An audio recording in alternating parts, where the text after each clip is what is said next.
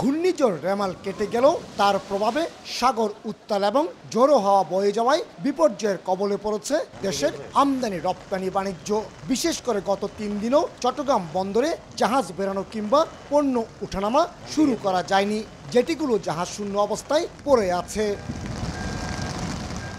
বিগত সময়ে বাংলাদেশের উপকূল দিয়ে বয়ে যাওয়া ঘূর্ণিঝড়গুলোর তুলনায় সবশেষ ঘূর্ণিঝড় রেমাল অনেকটা ভিন্ন চিত্র।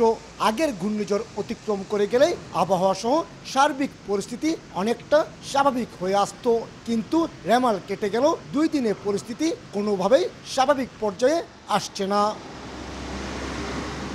এদিকে গত 3 দিনও বহির্নোঙর থেকে পণ্যবাহী মাদার ভেসেলগুলোকে চট্টগ্রাম বন্দরের জেটিতে ফিরিয়ে আনা যায়নি। তীব্র স্রোত এবং উত্তাল সাগরের কারণে বন্দরের পাইলটবাহী বোটগুলো জাহাজের পাশে ভিড়তে পারছে না, ফলে এসব মাদার ভেসেলকে পাইলটিং করে জেটিতে আনতে ব্যাক পেতে হচ্ছে।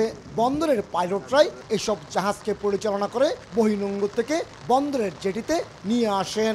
এবার সিগন্যাল ডাউন হয়েছে, কিন্তু বাতাস ঝড়ো হাওয়া এগুলো কমে নেই, যে কারণেই আসলে সাগর উত্তাল এবং আমাদের পাইলট বোর্ড করতে পারছে না। সাগরের উত্তালতা যদি কম থাকে তাহলে অবশ্যই আজকে জাহাজগুলো চলে আসবে। এদিকে মঙ্গলবার সকালে একটি মাদার ভেসেল বহির্নোঙর থেকে বন্দরের জেটিতে আনার সময় জাহাজটি তীব্র স্রোতে উপকূলে আটকা পড়ে।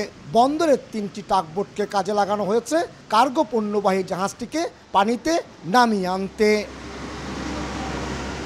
চট্টগ্রাম বন্দরের বহির্নোঙরে অবস্থানরত 49টি জাহাজ থেকেও পণ্য খালাস বন্ধ রয়েছে। শুক্রবার রাত থেকেই এসব জাহাজে পণ্য খালাস বন্ধ হয়ে গিয়েছিল।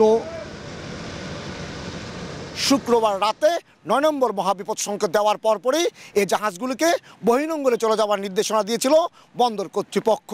পরদিন শনিবার সকালে এসব জাহাজ বহির্নোঙরে চলে যায়, কিন্তু ঘূর্ণিঝড় অতিক্রম করে গেল সাগর এখনও তীব্র উত্তাল। তীব্র ঢেউ এবং স্রোতে এই জাহাজগুলিকে বন্দরে ফেরাতে গেলে দুর্ঘটনার সংখ্যা থেকে যাচ্ছে, আর তাই বিপর্যয়ের কবলে রয়েছে দেশের আমদানি রপ্তানি বাণিজ্য।